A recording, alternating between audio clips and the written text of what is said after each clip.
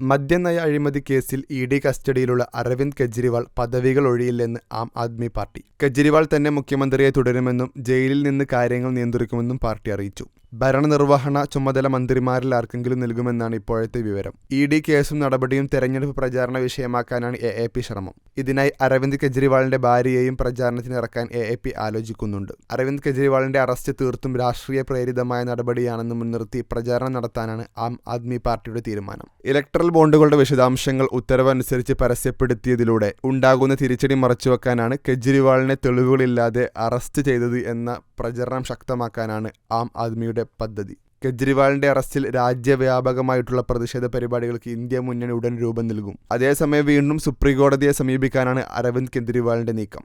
വിചാരണ കോടതിയിൽ ജാമ്യാപേക്ഷ നൽകുന്നതിന് സമാന്തരമായി സുപ്രീംകോടതിയെ സമീപിക്കാനാണ് നീക്കം. PMLA വ്യവസ്ഥകൾ ലംഘിച്ചാണ് അറസ്റ്റ് എന്ന് സുപ്രീംകോടതിയെ അറിയിക്കും. അന്വേഷണവുമായി നിസ്സഹകരിച്ചു എന്ന പ്രതീതി തെറ്റായി ഇഡി ഉണ്ടാക്കിയെന്നും രാഷ്ട്രീയ കാരണങ്ങളാണ് അറസ്റ്റ് എന്നും സുപ്രീംകോടതിയെ അറിയിക്കും. മുതിർന്ന ആം ആദ്മി നേതാക്കളും അഭിഷേക് സിംഗ്വിയും ചർച്ച നടത്തി.